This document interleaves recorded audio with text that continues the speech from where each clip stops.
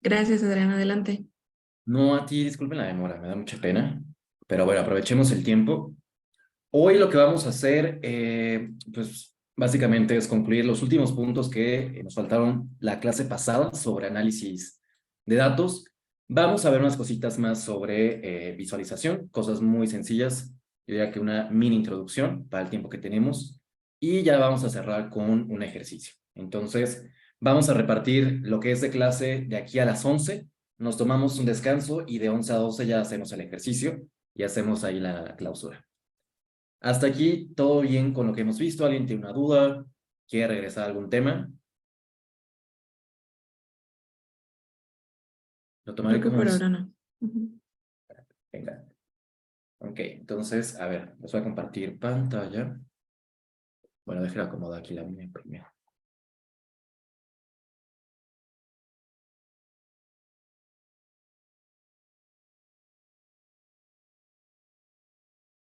Se supone que en principio deberían ver.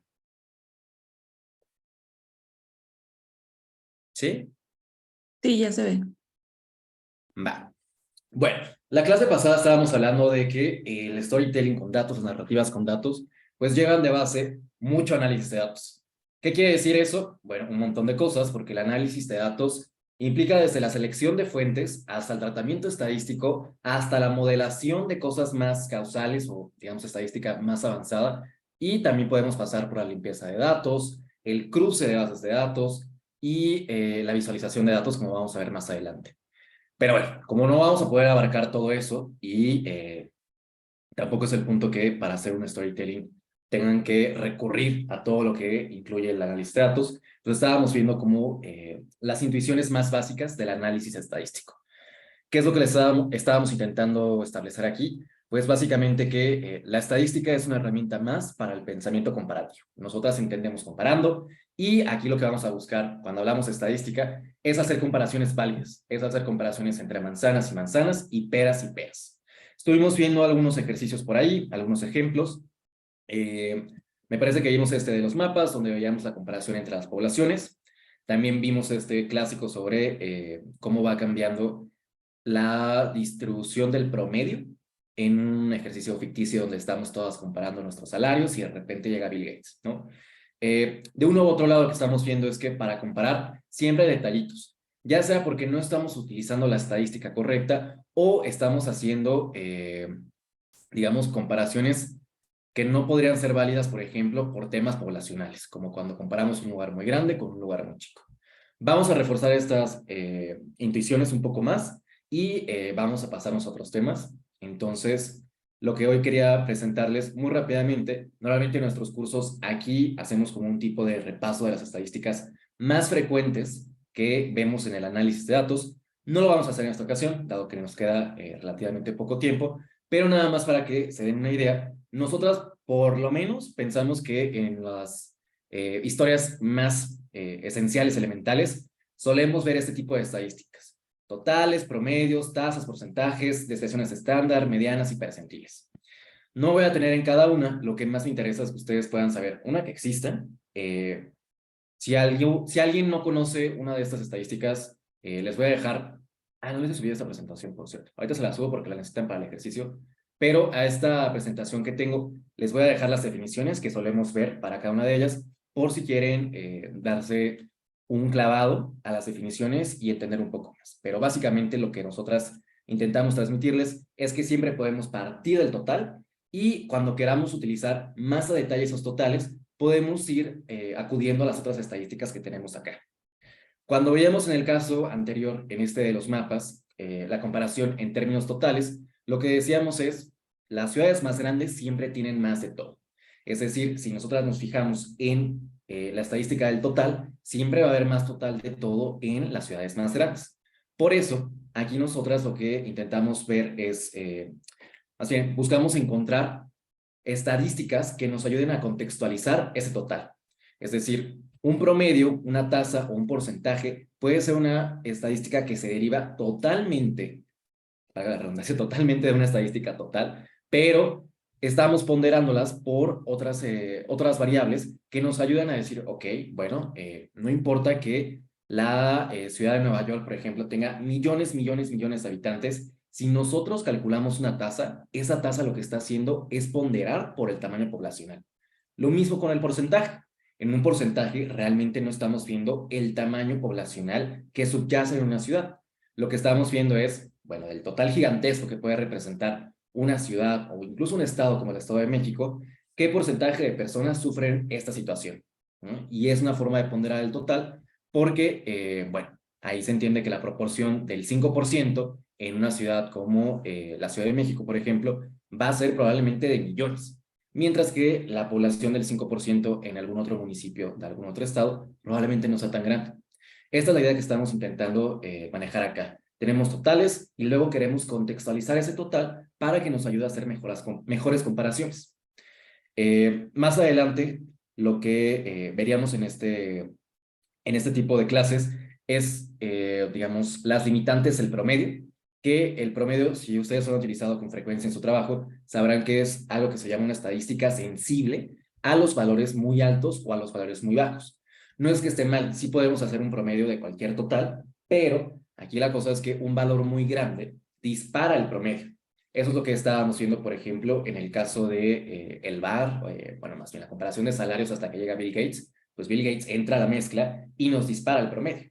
Lo mismo podría pasar con alguien que no esté percibiendo un ingreso, sería un ingreso igual a 0, y eso nos mandaría el salario del grupo hacia abajo. Entonces, como esta estadística es sensible, hay otras estadísticas que podemos implementar en el análisis para acompañar. Decimos que esas estadísticas contextualizan el promedio a través de sus resultados. Estas estadísticas nosotras las manejamos como principalmente la desviación estándar y la mediana y los percentiles. ¿Conocen estas dos estadísticas en particular? ¿Alguien? No. Bueno, lo vamos a ver un poquito más en acción. La desviación estándar, de hecho, es un promedio, de alguna forma. Lo que estamos viendo ahí es la varianza típica, la varianza esperada, la varianza promedio, respecto al propio promedio. Y la mediana de los percentiles es, digamos, una forma de hacer, ¿cómo les dice? Bueno, como segmentos dentro de nuestra población, partiendo de los valores más bajos a los más altos. Si ponemos en una fila el valor más bajo y hasta lo último de esa fila el valor más alto, con los percentiles, lo que vamos diciendo es como, bueno, queremos hacer cachitos de 20, 20, 20, 20, o de 30, 30, 30 y 30. Y con los percentiles, nosotros decimos, ok, ¿dónde cae el lugar número 30? No, pues en este lugar de la fila. Y luego vemos qué valor está en ese punto. Suponiendo que estuviéramos hablando de alturas, podemos acomodarnos en este grupo de el más pequeño a la persona más alta y lo vamos siguiendo, ustedes pongan que de 3 en 3 en 3, ¿no? Y hacemos, en este caso, no, hagamos, no sé, solamente por el ejercicio, cuartiles, es decir, lo partimos en 20, 20, 20, 20. Quien sea que caiga en el puesto número 20 y esa persona, digamos que tiene una altura de 1,65, entonces lo que nos permite hacer el percentil es decir, como, bueno, el percentil número 20 es 1,65, eso quiere decir que el 20% de las personas que están en este grupo miden 1,65 o menos, mientras que el 80% mide 1,65 o más. Esa es más o menos la intuición detrás. Lo que estamos haciendo es una fila, en este caso ordenamos por altura, pero pueden hacer cualquier fila por cualquier variable que se les ocurra. Esta es la idea general, no vamos a abordar más en ello. Vamos a ver algunos casos prácticos de cómo estas comparaciones que buscamos hacer pueden ser ayudadas con estas estadísticas, pero lo vamos a dejar hasta acá. Como les digo, si quieren profundizar más en estas estadísticas, les voy a dejar una versión más larga de esta presentación para que ustedes puedan consultar las definiciones. Pero existen, se pueden utilizar en distintas situaciones, pero recuerden esta parte de contextualizar y hacer mejores comparaciones. ¿Hasta aquí alguna duda? Venga. Entonces sigamos con la clase. Vamos a hacer dos escenarios que nos van a obligar a comparar. Lo que vamos a imaginar en estos escenarios es que nosotras tenemos un equipo de analistas de datos que a partir de un problema que les vamos a plantear, nos van a traer sus resultados y nos van a decir como, oye, pues en este problema te sugerimos tomar esta decisión porque hicimos este análisis, comparamos esta estadística y vemos esto. Nuestra chamba aquí va a ser decir si el equipo está bien en su análisis, si le sugerimos hacer otra cosa, si le sugerimos algún tipo de adecuación para que su comparación sea mejor o para que tomemos incluso otra decisión. Entonces, la idea es, vamos a leer estos dos escenarios, yo les hago un par de preguntas y ustedes me dicen qué opinan, ¿va? Entonces, este primer escenario dice así: después de una larga y exitosa carrera profesional en su área de especialidad, deciden probar aires nuevos, iniciando el primer equipo profesional de fútbol de mujeres en el pueblo mágico de Huichantepec. Para completar su equipo, necesitan fichar a una delantera más. Para ello, su equipo de investigadores analiza los récords de distintas jugadoras y les presentan dos opciones de fichaje. La jugadora A, que registra 5 goles en sus últimos 5 partidos, o la jugadora B, que cuenta con 3 goles en sus últimos 5 partidos. Con base en este análisis de datos, su equipo de investigadores le sugiere fichar a la jugadora A. En este escenario, con este análisis, con estos datos, ¿qué le dirían a su equipo? ¿Están de acuerdo con su opinión de análisis? ¿Estarían de acuerdo con la conclusión de contratar a la jugadora A? ¿O ustedes tendrían otra postura? Les doy un minutito, bueno, como 30 segundos, y busco a alguien que me ayude a hacer... ¡Ay, esperen! Y busco a alguien que me ayude a hacer el análisis.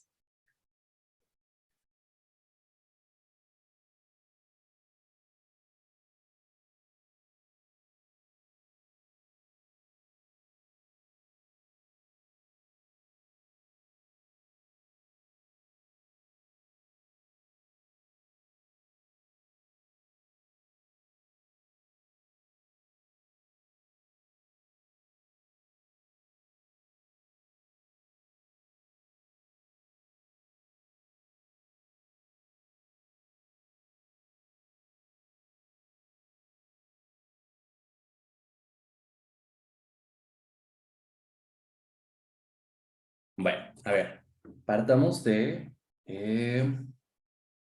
Eugenia Palacios. ¿Tú qué dirías, Eugenia? ¿Confieras en el equipo o no? Fíjate que yo lo que haría primero sería, pues, investigar las jugadas, no nada más por la primera opinión, sino ver los partidos de las dos y ver de qué manera se desempeñaron. Y eso para mí sería una mejor decisión. Digo, ver cuántas oportunidades tuvieron o sea, cómo se manejan en el trabajo en equipo, si ellas crean las oportunidades y esperan que alguien las cree por ellas. Eso sería mi decisión. Y ya dependiendo de eso, pues ya decidiría con quién quedarme. Creo que dijiste la palabra clave porque aquí en este análisis no nos están dando una idea de las oportunidades que tuvo cada jugadora. ¿No? Que eso es algo muy valioso para hablar de efectividad de cada una de ellas. Voy a tomar esta respuesta porque ya que tomó la palabra clave, justo aquí, esta comparación que están intentando hacer entre dos jugadoras en nuestro escenario ficticio, pues no es que esté mal, ¿no? Al final, el número de goles que cada una tenga está bien, ¿no? Digamos que está bien calculado, no hay ningún fallo, no son goles fantasmas, sí pasaron. Pero aquí el problema con este tipo de comparaciones es que no nos van a dar luz sobre las oportunidades que cada una necesitó para meter esos goles. A lo mejor en 5 partidos la jugadora A sí metió 5 goles, vale, de acuerdo. Pero lo que pasó es que tuvo 20 oportunidades a lo largo de esos partidos y no metió 15 de ellas, solo metió 5. Del lado contrario, a lo mejor podemos ver que la jugadora B no es una jugadora que tenga tantos partidos jugados, es decir, a lo mejor pasaron 5 partidos, pero jugó medio tiempo en 2, uno completo en 1 y el otro de plano ni jugó. Y en eso, digamos, en ese número de juegos, tuvo 5 oportunidades, pero con esas 5 oportunidades le fue suficiente para meter 3 goles. Esa es la idea detrás de lo que vamos a ver en las estadísticas de tasa. Aquí no sé por qué se ve tan apretado la diapositiva, pero así como veíamos antes, estas comparaciones que intentábamos hacer entre ciudades grandes y ciudades chicas, lo que necesitamos ahí es ponderar el número total de oportunidades. Cuando hablamos de población es un poco, bueno, no distinto, de hecho es similar, pero es raro o extraño hablar de oportunidades. Pero imaginen que cuando hablamos en términos de homicidio, cada persona que vive en una ciudad es potencialmente una oportunidad de ver un asesinato o de ver un problema social que ustedes estén analizando. Aquí la cosa es precisamente decir, bueno, pues las ciudades más grandes siempre van a tener más de todo. Las jugadoras que juegan más tiempo siempre van a, bueno, generalmente tienen más oportunidades.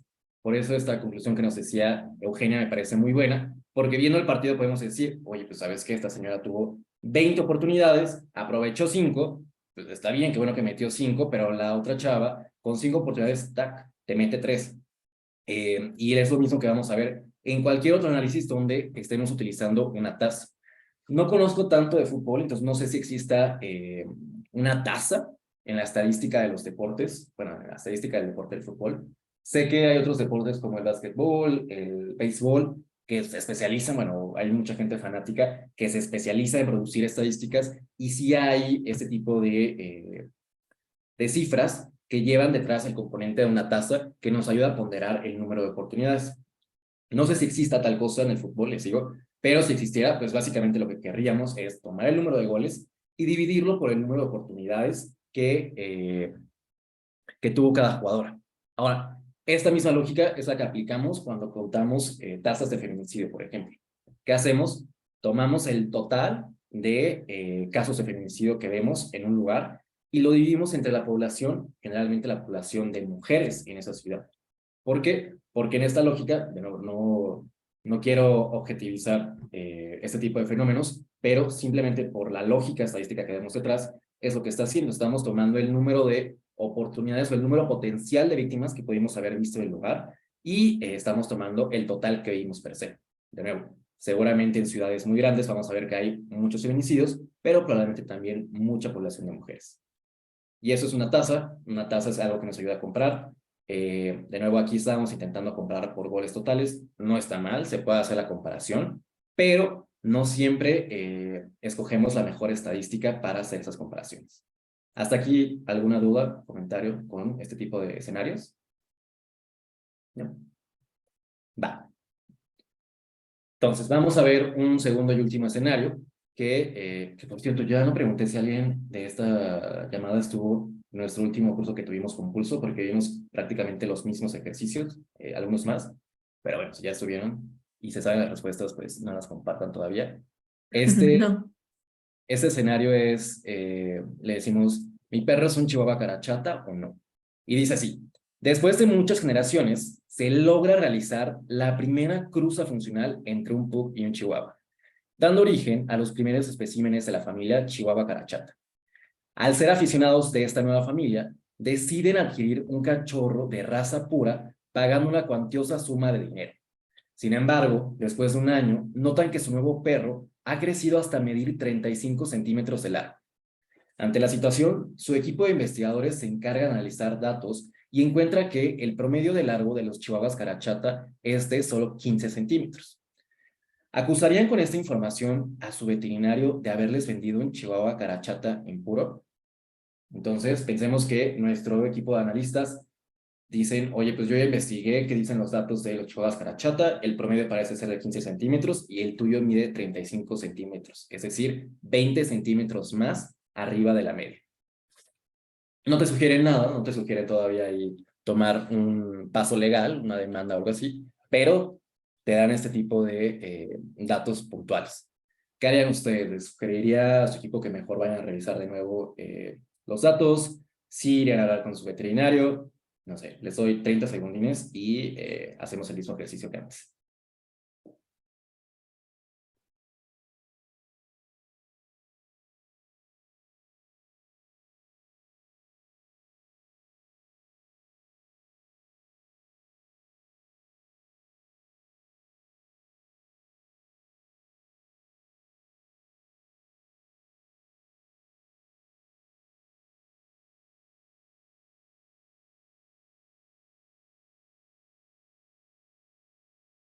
Bueno, listo. ¿Alguien se anima? No. A ver, entonces déjenme, yo escojo. Carmina Jure. Sí. Carmina, ¿qué dirías tú? Ay, es bien chistoso porque así me pasó con mi perro, igualito, pero es un Yorkie. Yo sí iría o sea, preguntarle qué onda al veterinario. Bueno, les voy a contar mi experiencia. Yo fui a preguntar qué onda, porque mi perro era muchísimo más alto del promedio, si conocía a sus dos papás y a sus hermanos, y mi perro justo de todos los hermanos y de las camadas que tuvo esa perrita, que tuvo 3, fue el más grandote. Y ahí me explicó el veterinario, que no sé si también puede hacer como parte de la investigación, que literal mi perro abuelió. Antes de que empezaran a hacer como los yorkies más chiquitos, sus abuelos son del tamaño que tiene mi perro, que es de los yorkies como todavía antes de que los hicieran como super mini. Entonces podría pasar algo así, que los abuelos antes de los perros de ahorita fueran como más altos o otra raza de perros. Pienso. No, qué interesante, porque sí, precisamente, si estamos hablando de una nueva raza, pues esta nueva raza mezclada a lo mejor tiene variantes en los abuelos y abuelas, que no sabremos necesariamente si es un chihuahua o un pug, pero puede haber variantes. Entonces sí, buena intuición. Vamos a ver la opinión de alguien más. Pedro Poveda, ¿estás por ahí?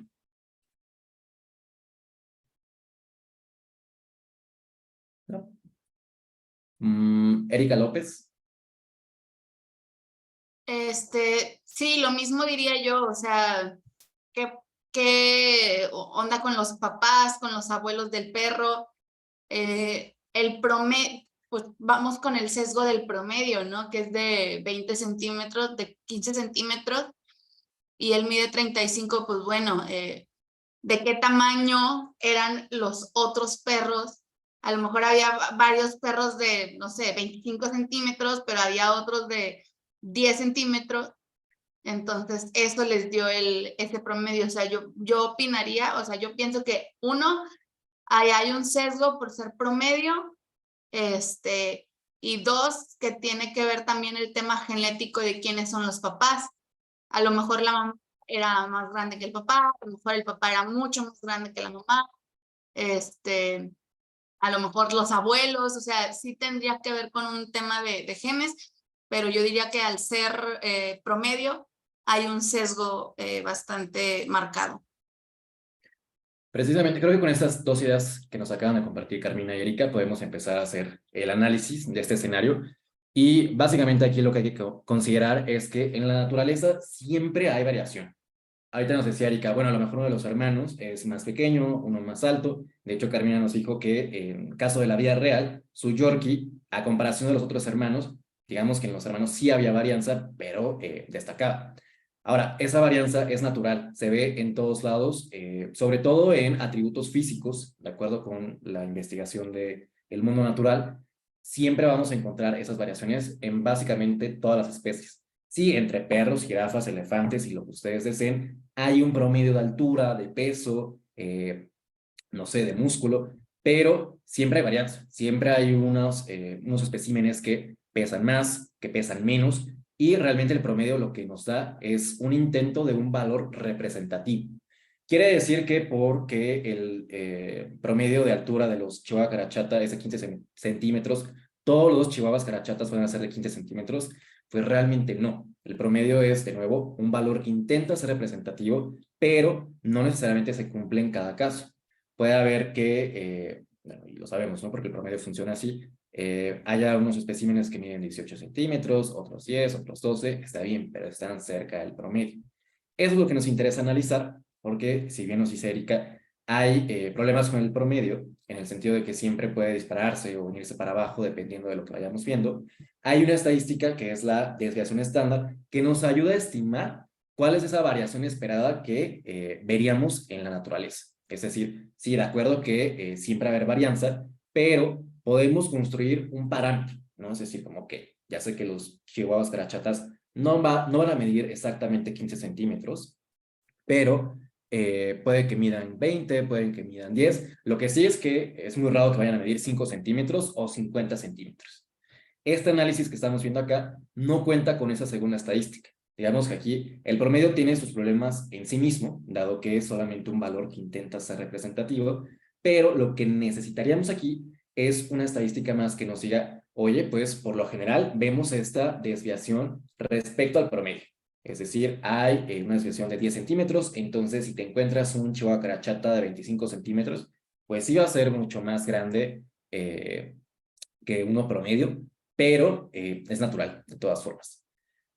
Sobre todo cuando hablamos de este tipo de ejercicios genéticos en algunas cosas que vemos como las mascotas, es normal ver ese tipo de situaciones. Sobre todo, digo, esto es ya mucho más razonado, pero no busca ser así este escenario.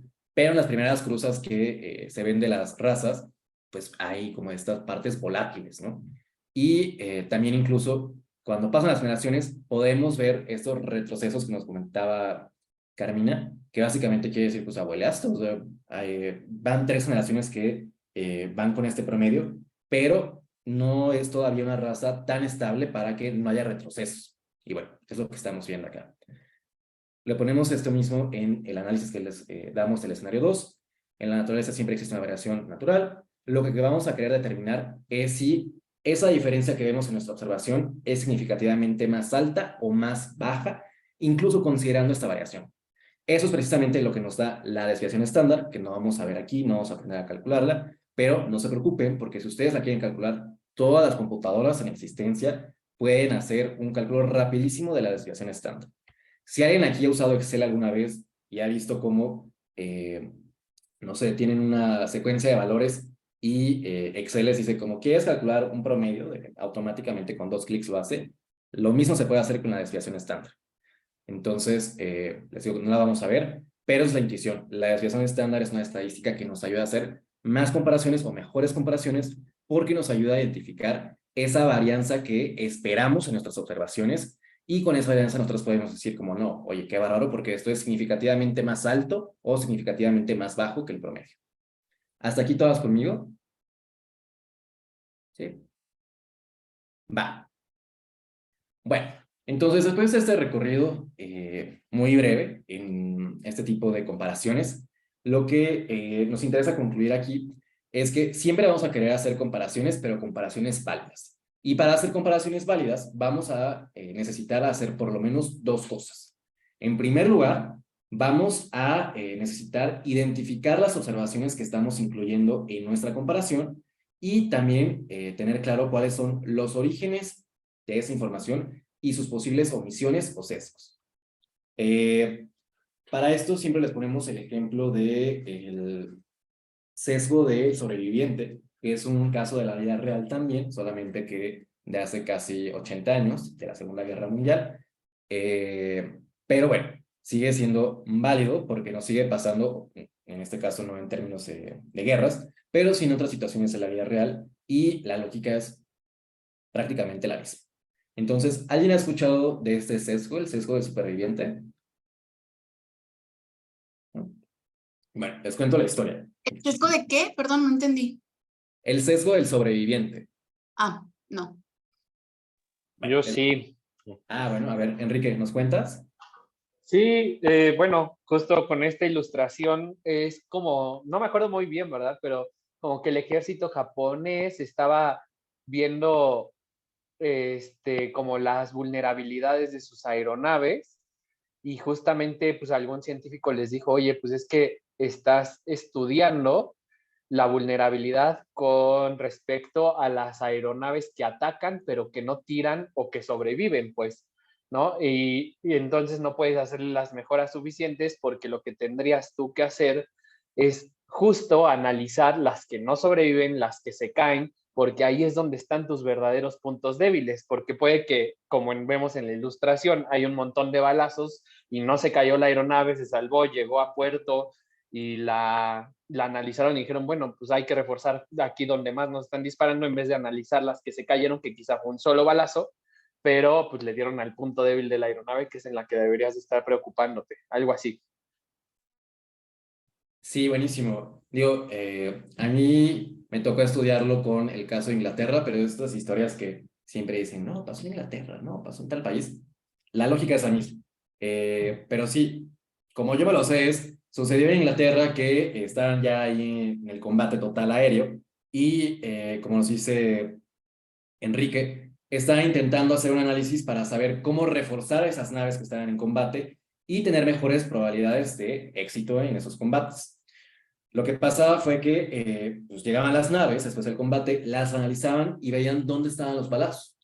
Hacían esos diagramas y decían, no, oye, pues qué bárbaro, nos están disparando siempre en el centro del avión y en las alas. Y entonces eso llevó a que no se hizo, pero se estaba planteando como una, pues lo más obvio es reforzar esta parte para que, dado que ahí estamos recibiendo el mayor número de balazos, pues no nos afecte. Pero como bien dice Enrique, esto es un análisis sesgado. La estadística está bien, el conteo de balazos está bien. Digamos que incluso si hacen un análisis geométrico de la densidad de balazo por centímetro en el ala, también va a estar bien. Aquí el problema no es estadística, son las observaciones que estamos utilizando. ¿Por qué? Porque no estamos hablando de todas las naves que estuvieron en combate. Estamos hablando solamente de las naves que regresaron después del combate. Y el argumento final de quien, bueno, un ingeniero que estaba ahí también involucrado, dio el argumento de, oye, pues estás viendo este tipo de como distribución de balazos en estas zonas, porque esas zonas son las más fuertes. Si te pegan ahí, la probabilidad de que regreses con vida es alta. No necesitas reforzar esta parte, dado que es lo que parece que está mejor reforzado y lo que ahorita está sobreviviendo en combate. Si pudiéramos hacer un análisis de las naves que se cayeron y que recibieron balazos en otra parte, digamos que ahí sí podríamos hacer ese análisis más directo de, oye, pues aquí recibieron tantos balazos en esta parte, entonces yo digo que las naves que más se caen son las que reciben estos balazos. Eso podría ser un buen análisis, pero no es lo que estaban viendo. Como va la historia es que al final se dan cuenta de este sesgo, cambian el análisis y al final refuerzan las otras partes, y bueno, no sé si eso los lleva necesariamente a la victoria en la Segunda Guerra Mundial, pero vaya que sí, si es la historia de Inglaterra, pues vaya que sí ganan la guerra al final, ¿no? Pero es la idea que les queremos transmitir aquí. Una cosa es usar estadísticas, que ya de por sí es como un trabajo donde hay que poner atención, pero incluso cuando calculamos bien las estadísticas y todo está con los decimales correctos, puede ser que apliquemos ese análisis sobre observaciones sesgadas, observaciones que están dejando de fuera otros elementos valiosos u otras observaciones valiosas que podrían cambiar nuestras conclusiones. ¿Hasta aquí todas conmigo? ¿Sí? Bueno, les dejamos también por aquí un video para que puedan ver otro tipo de sesgos que se encuentran en la vida real. Este es un video muy mono de sesgos cuando hablamos de, me parece que ponen el ejemplo de enfermedades en hospitales y comparaciones en servicios hospitalarios, ¿no? Como si hacemos una comparación entre el hospital A y B, donde vemos que, no sé, el número de personas que salen con vida de un tratamiento del hospital A es mayor que el B, eso puede ser también una comparación sesgada. ¿Por qué? Porque no estamos viendo qué tipo de observaciones recibe cada hospital. Puede ser que un hospital reciba personas muy sanas, que evidentemente van a tratamiento y reciben ayuda por ese tratamiento, pero realmente vienen de base con mejores condiciones para sobrevivir. En cambio, el otro hospital puede tener una cifra menor de éxito, entre comillas, dado que están recibiendo más pacientes con condiciones mucho más deterioradas. Entonces, ahí hay que hacer ajustes para que no nos arruine la comparación estos posibles sesgos que vemos en este tipo de escenarios. Esa es la idea y les digo que les dejo el video para que lo puedan ver con calmita, está bonito, pero lo que vamos a ver ahorita es que esto que acabamos de describir es el análisis metodológico. Dejemos tantito de lado las estadísticas que podemos calcular para enfocarnos en las observaciones y ver si las observaciones que tenemos enfrente, llámese eso nuestra base de datos, nuestro registro de información, lo que sea que utilicen ustedes como fuente de información, necesita un análisis metodológico en donde ustedes puedan ver cómo se está creando la información, cómo se origina y qué información puede estar perdiendo. ¿Ok? Solo para reafirmar un ejemplo que creo que les he dado en las últimas dos clases, por ejemplo, cuando hablamos de los datos de carpetas de investigación, esos datos no están equivocados, al final sí son las carpetas de investigación que estamos viendo reportadas al Sistema Nacional de Seguridad Pública, pero aunque digamos que hasta ahí va bien, hay un sesgo muy grande, bueno, hay varios, pero hay dos muy grandes. El primero es que no todas las carpetas de investigación se reportan o se reportan a tiempo, en el sentido de que la Fiscalía de Veracruz puede decir, no voy a mandar esta información hasta dentro de 2 meses o 3 meses, o esconde de plano el informe o el dato.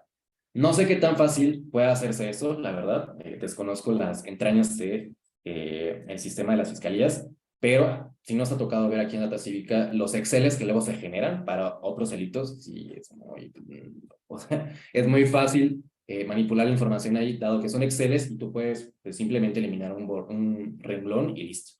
Entonces, digamos que eso es la lógica interna del sistema de las fiscalías, pero incluso si eso no sucediera, otro gran sesgo es que no todos los delitos que vemos en México tienen una carpeta de investigación asociada. Entonces, si nosotros hiciéramos un análisis estadístico súper fino, con todos los datos calculados perfectamente hasta la última cifra decimal, aún así podríamos tener un sesgo porque no estamos viendo todos los casos que realmente existen de algunos delitos. No todos los secuestros se investigan, no todos los robos se reportan y se investigan, incluso los delitos que son de investigación oficiosa, es decir, que suceden y se tienen que investigar en automático, llámense homicidios, desapariciones de personas, esos tampoco necesariamente están reflejados en los datos que vemos ahí. Y listo. Creo que hasta ahí la dejaría de ejemplos. ¿Les queda claro esta parte del análisis metodológico de las fuentes de información? Vale. La otra cosa que tenemos que saber hacer cuando intentemos hacer comparaciones válidas es saber seleccionar e interpretar las métricas o estadísticas que utilicemos. Eso es algo que intentamos ver ahorita con los ejemplos que les dimos de Chihuahua Carachata, las jugadoras de fútbol o el caso de Bill Gates. Ahí realmente pues, los datos están bien, por ejemplo, en los Chihuahuas Carachata y las jugadoras de fútbol, imaginemos que pues, no hay sesgos porque tenemos la capacidad de ver todo y registrar todo. Eso es, digamos, más viable cuando vemos algunos fenómenos que están más contenidos o son más específicos. Cosas como el fútbol pues suceden en el mundo del fútbol y cosas como problemas sociales pues suceden en todas las ciudades, todos los municipios, todos los pueblos mágicos de México y es más difícil capturar esa información. Pero suponiendo que contamos con información que está bien capturada, que no tiene sesgos, pues incluso ahí viene la chamba de decidir como qué estadística específica voy a utilizar para hacer estas comparaciones. Entonces, bueno, no vamos a adentrarnos más en esta parte de analizar datos, no nos da tiempo, pero me interesa que se vayan con estas dos ideas, ¿no? Cuando ustedes estén listas, si no para hacer un storytelling, incluso puede ser para otra parte donde utilicen datos, piensen en estas dos partes, ¿no? Como, oye, análisis metodológico de qué información estoy utilizando, qué fuente es esta, qué información sí registra y qué información no registra, y cómo la información no registrada me puede afectar. Y luego, segundo momento es, ok, ya voy a utilizar esta información, conozco los sesgos que puede tener, lo voy a controlar de esta manera o de esta otra manera. Ahora sí, ¿qué estadística voy a utilizar? Y ahí también es una parte de identificar los posibles errores o malas interpretaciones que podemos ver utilizando una u otra estadística. Y bueno, creo que aquí el ejemplo más claro que les puedo dar es el tema de los promedios y las tasas. Si ustedes en sus investigaciones o en sus organizaciones están acostumbradas a usar promedios, no está mal necesariamente, pero sí intenten ver otras estadísticas como puede ser la mediana o algún percentil para ver esta volatilidad que tiene el promedio. Recuerden que si tienen un valor muy alto o muy bajo, lo que va a hacer eso es que el promedio se mueva. Y pues las tasas creo que también es un aprendizaje que se pueden llevar acá. No las vimos a detalle, pero creo que esa lógica que les intentábamos transmitir sobre ponderar por el número de oportunidades es lo que tienen que buscar, ¿no? Recuerden que siempre puede haber, si no lugares, situaciones en donde veamos más de todo. Si no queremos hablar de países, pues en una casa con más personas probablemente veamos más situaciones de violencia infantil, por ejemplo, pero eso no necesariamente quiere decir que esa familia o esa casa en particular sea más violenta, ¿no? Ahí también hay que hacer una ponderación. Y listo. Serían las dos cosas que les quisiéramos transmitir para hacer comparaciones válidas, que de nuevo es la forma más simplificada que les podemos decir para intentar hacer un análisis de datos. Podemos extenderlos mucho más y listo. Entonces aquí quiero hacer una pausa para ver si alguien tiene alguna duda, algún comentario antes de seguir. ¿No? Venga. Bueno, pues ya nos vamos acercando al final de la clase. Me quedan 15 para que podamos pasar a la parte del ejercicio. Aquí la conclusión final que se me olvidó decirles es que las observaciones que incluyamos en nuestra comparación van a afectar nuestras conclusiones. Es decir, si comparamos utilizando solamente los aviones que regresan a nuestras bases, pues eso va a afectar nuestra conclusión y va a ser muy distinta a que hiciéramos la comparación incluyendo a los aviones que no regresan. Entonces, las observaciones incluidas en nuestra comparación afectarán nuestras conclusiones, pero, las estadísticas que usemos también van a afectar esas comparaciones. Son las dos cosas, van íntimamente ligadas y son dos partes distintas. Creo que muchas veces se pierde esa intuición en los análisis que hacemos, pero es fundamental poder separarlas para que ustedes puedan evaluar ambos frentes y decidir qué información utilizar y ahí también decidir qué estadísticas usar para comparar.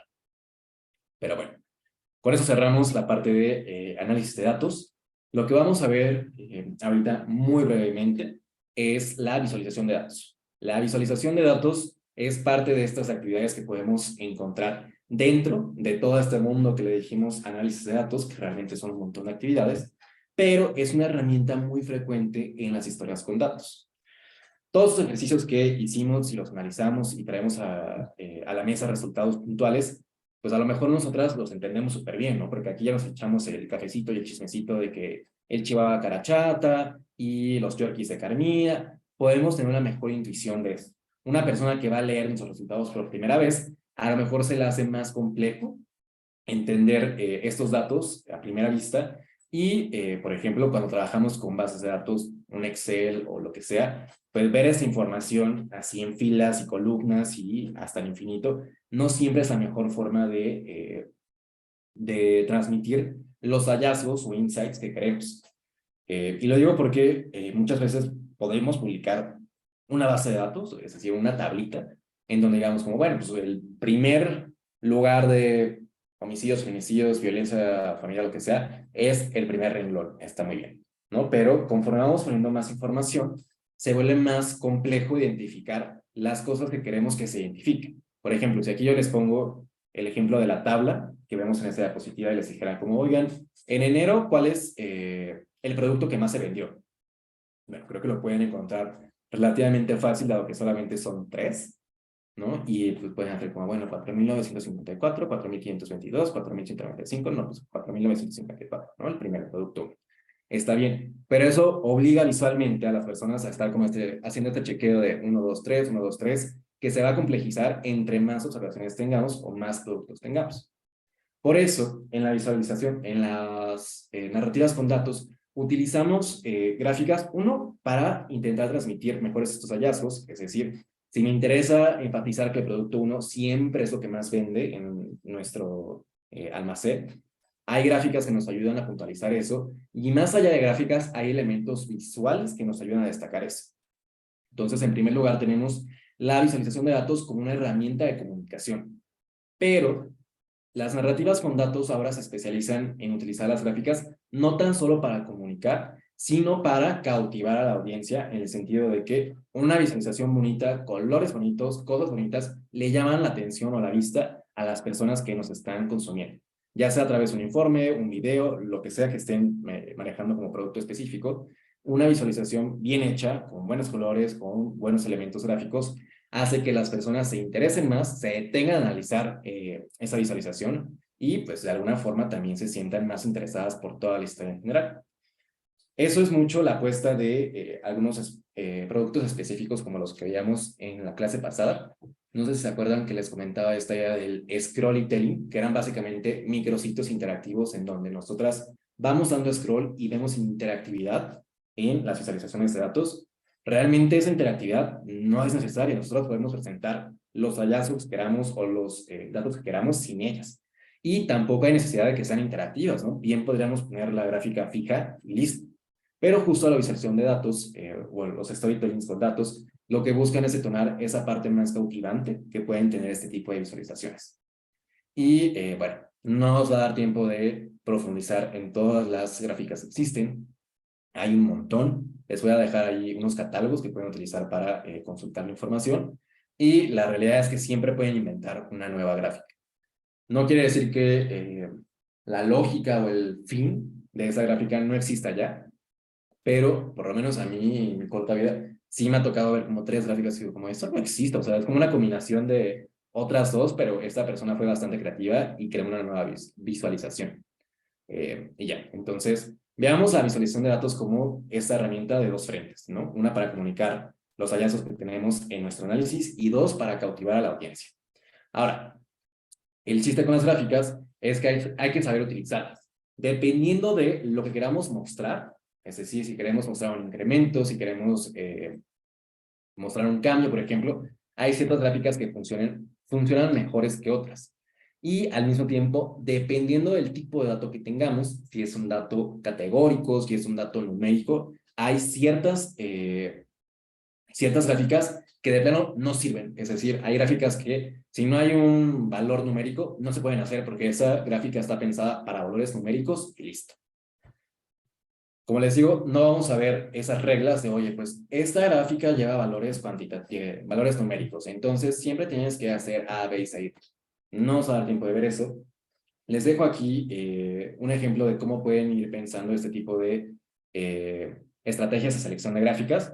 Esta es una infografía mona, realmente pueden encontrar otras, pero dependiendo, por ejemplo, de si quieren ver cómo se relacionan unos valores a otros, hay gráficas como los scatters, los mapas de calor, si quieren ver cómo los valores se comparan unos a otros, es decir, no nos interesa ver si hay una relación, sino más bien si este es más grande o este es más bajo, hay otra línea de gráficas que nos ayudan a hacer ese tipo de comparaciones. Pueden hacer comparaciones entre categorías, es decir, ¿qué entidad federativa tiene la tasa de feminicidios más alta? Bueno, probablemente puedan hacer algo como lo que vemos en esta diapositiva en la parte superior izquierda, porque en estas gráficas fácilmente pueden poner una barrita para cada entidad y ver cuál es la más alta. Bueno, la ponen, la ordenan y listo. Pueden hacer comparaciones en el tiempo, pueden hacer comparaciones directamente entre valores, que eso generalmente aquí se pone en tablas, tal cual. Y bueno, podemos ver también la distribución de los datos y la forma en la que se compone la información. De nuevo, aquí la intuición más importante que les queremos compartir es, dependiendo de lo que quieran hacer con sus datos, hay gráficas que funcionan mejor que otras. No quiere decir que, por ejemplo, no puedo forzar a que mis datos se vean en una gráfica que me gusta porque me gusta y se acabó la discusión. Sí se puede hacer, pero justo la visualización de datos es este tipo de estrategia que nos ayuda a identificar qué opción es la más adecuada para nuestro análisis.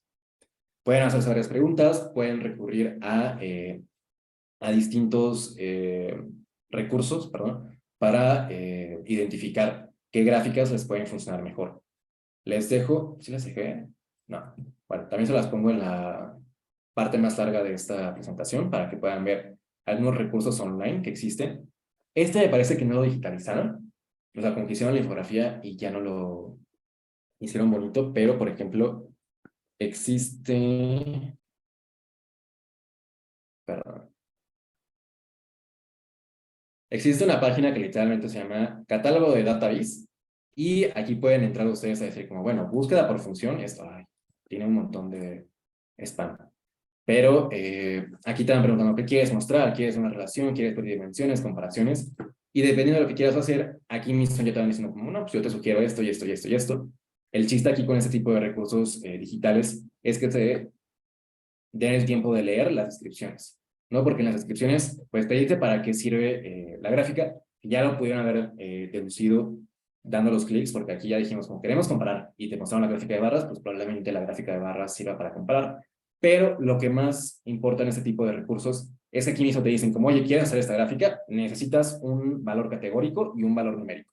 Punto. Ese tipo de instrucciones son importantes porque muchas veces nos gusta una visualización de datos, pero si no entendemos qué lleva detrás, pues jamás vamos a aprender a utilizarla bien. Y aunque podamos forzar la construcción de la gráfica, su uso va a estar equivocado, no va a transmitir los hallazgos que queremos y a lo mejor simplemente no se va a entender. Entonces, les dejo este tipo de recursos para que ustedes puedan encontrar una guía. Lo que vamos a hacer para cerrar esta sección de visualización de datos son algunos tips básicos, ¿no? Porque aquí, si se dan cuenta, en la esquina inferior izquierda están unos circulitos, unas gráficas de pie, que aquí en Data Cívica nos declaramos desde hace años enemigas mortales de estas visualizaciones. ¿Por qué? Vamos a verlo, pero básicamente esas visualizaciones conforman lo que es el primer mandamiento de la visualización de datos, que es no usarás una gráfica de pastel en contra de tu propio. Si ustedes ya lo utilizaron, no pasa nada, no hay un infierno de visualización de datos, simplemente vamos a intentar convencerles de que no es la mejor opción y vamos a explicarles por qué. Básicamente, si bien las gráficas de Pi sirven precisamente para comparar, utilizan datos categóricos, aquí vamos a poder ver en acción una parte más fina de la visualización de datos, que es la construcción de elementos gráficos. Una cosa es decir, quiero comparar, necesito una gráfica que haga esto y que me muestre porcentajes y listo. Y otra cosa es facilitar la lectura y la comprensión de esas gráficas. ¿Por qué? Porque, de nuevo, podemos escoger distintas formas funcionales de una gráfica para hacer básicamente lo mismo. La gráfica de Pi y la gráfica de barras comparan. Las dos presentan categorías y en este caso nos están presentando porcentajes. Pero vamos a detenernos un momento a analizar los retos de los elementos visuales que nos presenta la gráfica de Pi. Si se dan cuenta, la gráfica de Pi depende de ángulos. Nosotras sabemos que hay un mayor o menor porcentaje dependiendo de qué tan abierto o cerrado es el ángulo que estamos viendo o analizando ahí. Si nosotras quitáramos las etiquetas que vemos ahí en la gráfica de Pi que dice C 10%, B 40%, A 30%, no tendríamos forma de intentar determinar qué cosa, bueno, más bien,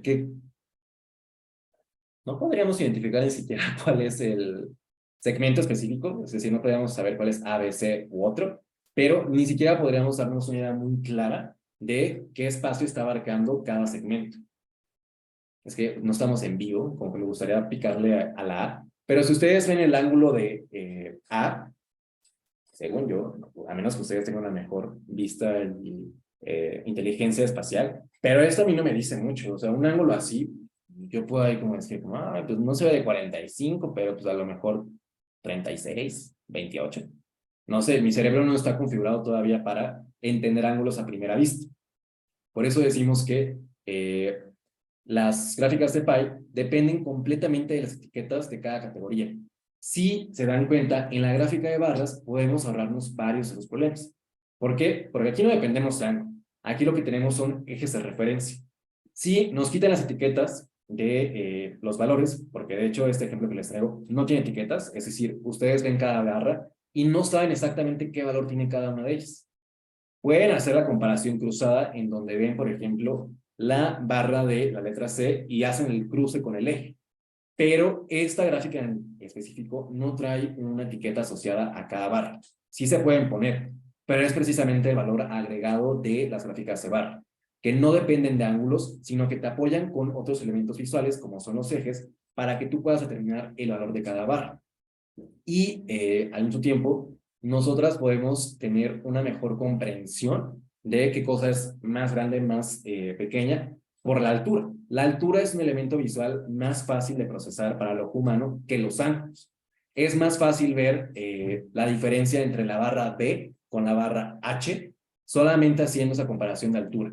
Si hacemos una comparación de ángulos, venga, sí se puede hacer, ¿no? O sea, yo evidentemente puedo identificar que en la parte izquierda, donde estamos viendo la gráfica de Pi, pues sí hay un segmento más grande entre la letra C y la letra A, pero no tenemos no tenemos una escala de referencia como puede ser un eje y tendríamos que voltear mucho la cabeza para estar identificando esas diferencias y hacer una proporción. Sí, sé que 30% es más grande que el 10, nada más viendo el área, pero no tengo una idea de cómo dimensionar. Aquí con las gráficas de barra sí tenemos ese eje de referencia o esa ayuda visual para decir como, bueno, entonces la barra de la letra B es por lo menos 1, 2, 3 sectores, 3 secciones más grandes que la de la barra H. Lo digo porque la barra H ni siquiera llega al primer corte, que es el 10%. Y listo.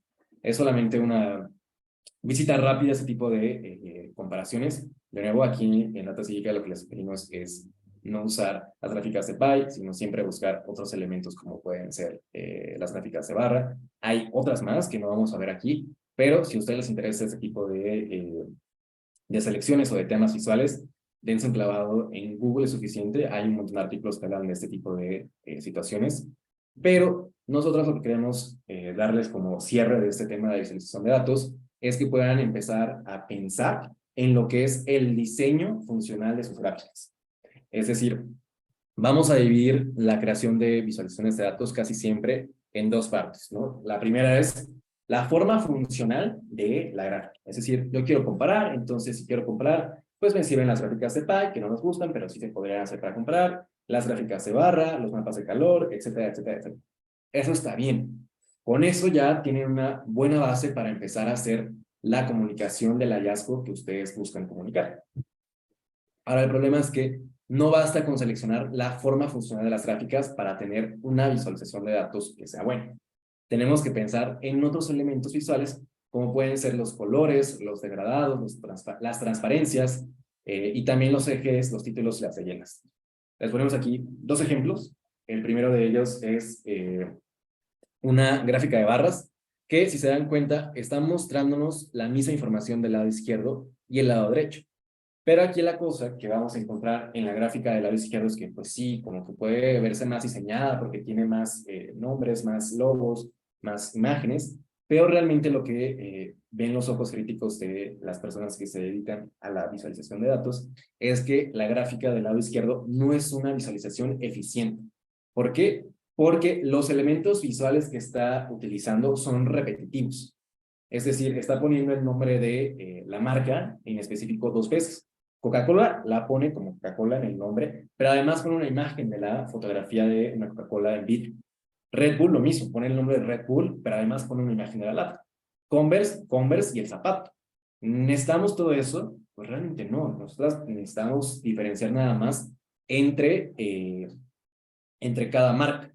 Y además de tener el nombre, la imagen del producto, tiene un color para cada una de las marcas. La marca de Coca-Cola es roja, la de Red Bull es amarilla y la de Converse es verde. Es decir, de 3 formas distintas estamos intentando transmitir lo mismo, que es Coca-Cola, que es Red Bull y que es Converse. Del lado derecho lo que ustedes pueden ver es, pues eso lo puedes hacer en un solo movimiento.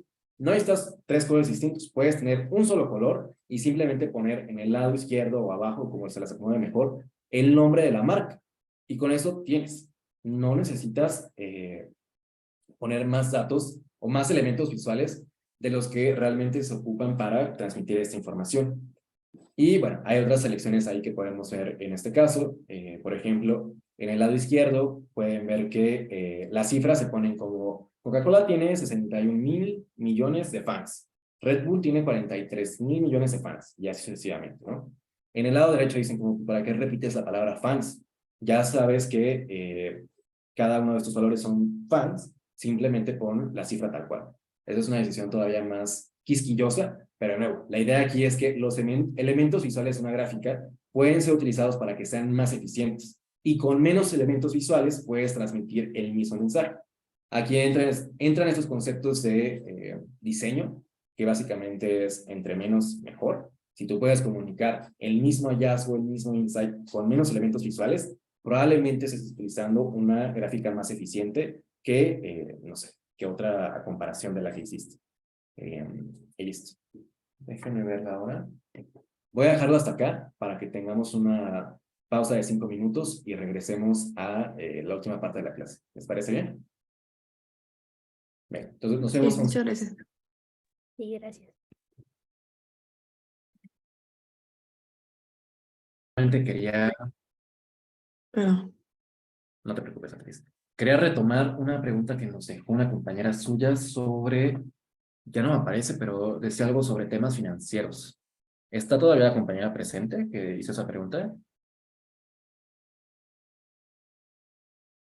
¿No? Bueno, se me fue. Si la quiere hacer después, por favor, con toda sí, confianza. está Airam Roque. Si quieres tomar la palabra.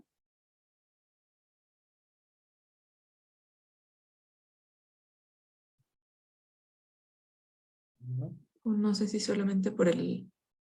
Ah, sí, no, es que dice que no puede activar su micrófono, pero mencionaba así que cuando estaban hablando de un tema financiero, pero creo que te referías a las gráficas de Pi, ¿cierto?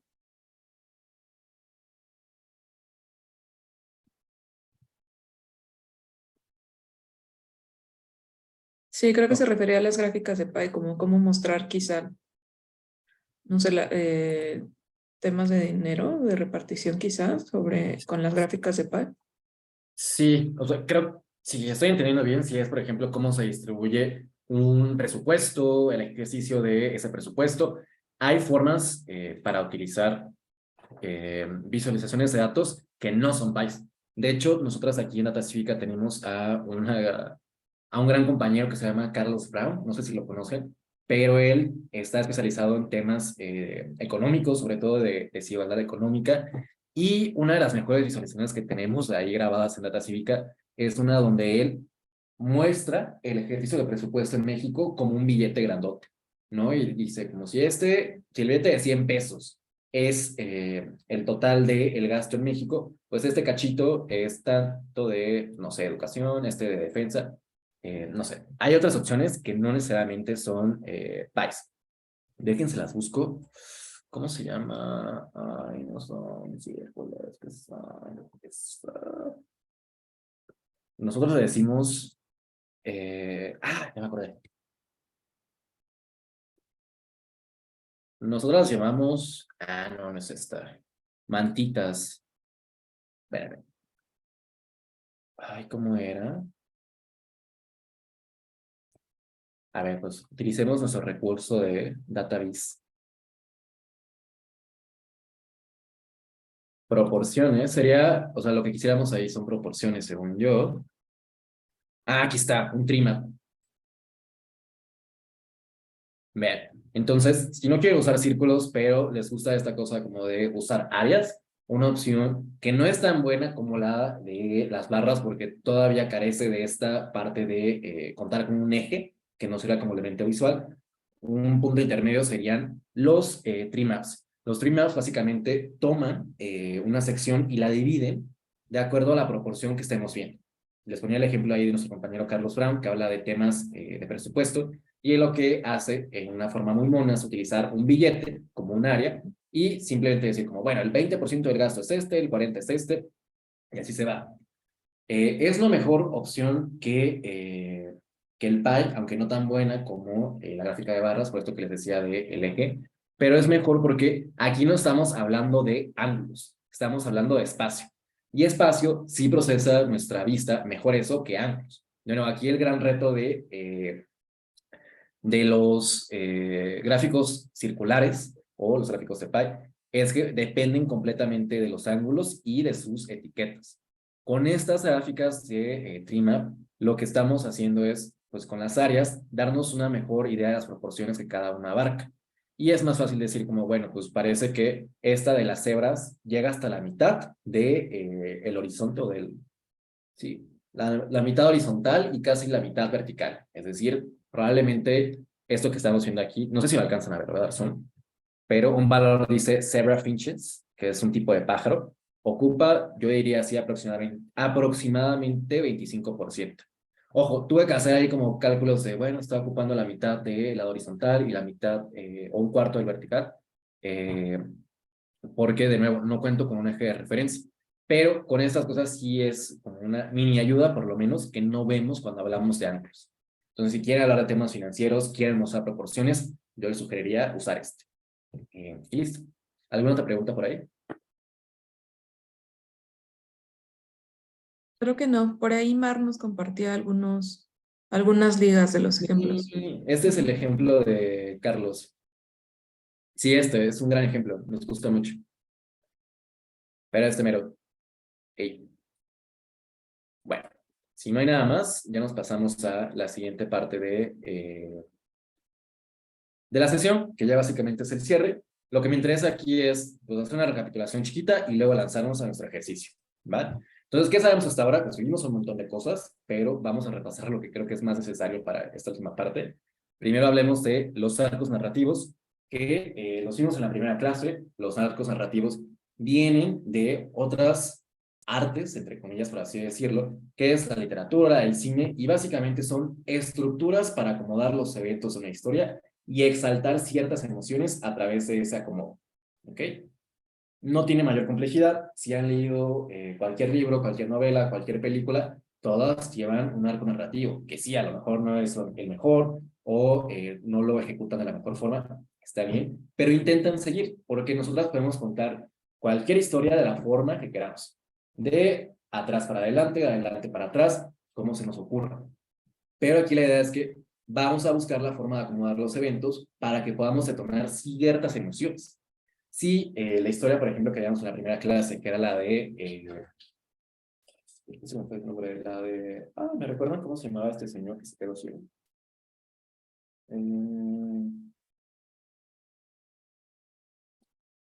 Ay, Ay, no me no. Edipo, sí, Edipo, gracias. ¿no? Sí.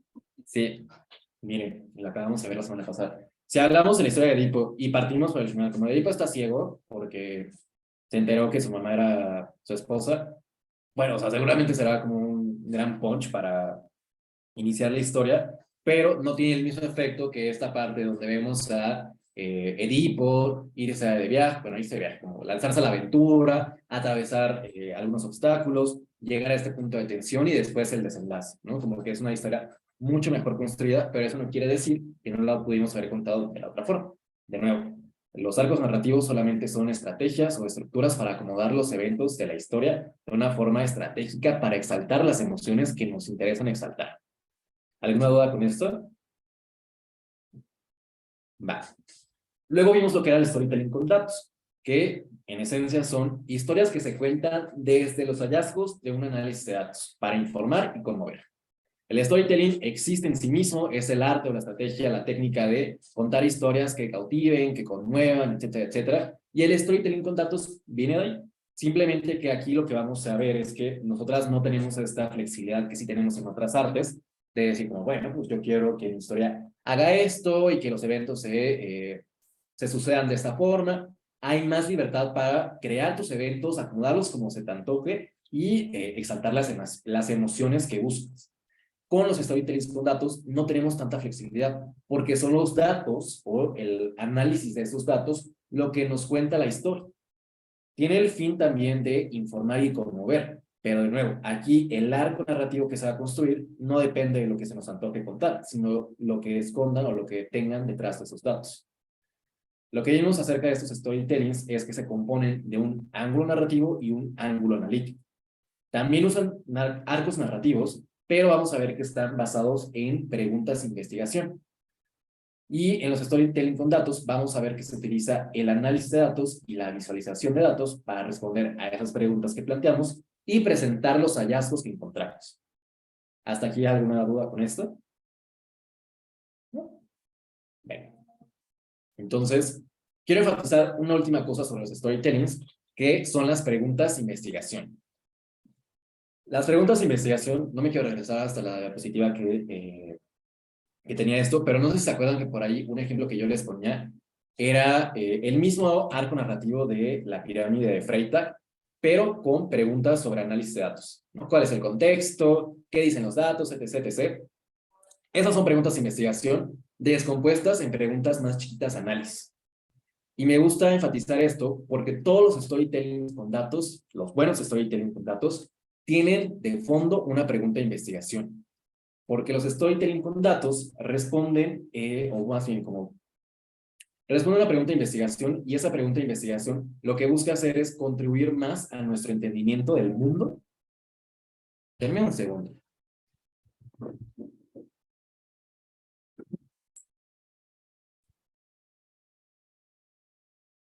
Me tocó el señor de la trompeta, pero se puso fuera de mi departamento. Perdón.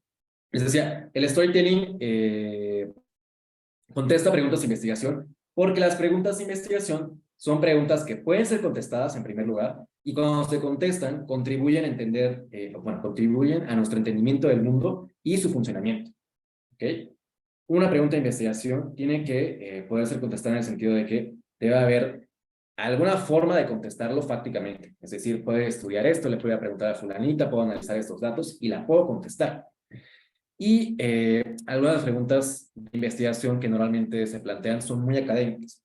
La violencia genera más expresamiento, existe una brecha salarial sistemática entre hombres y mujeres. Con los ejemplos que llevamos la clase pasada de las compañeras de Vox, pues ahí tienen preguntas académicas, pero hecho un poco más poperas, pero siguen siendo preguntas muy académicas en el sentido de que identifican fenómenos sociales y quieren contribuir al conocimiento y funcionamiento de esos fenómenos sociales, sea la brecha de género en términos de salario o la brecha de riqueza entre personas blancas y afrodescendientes en Estados Unidos.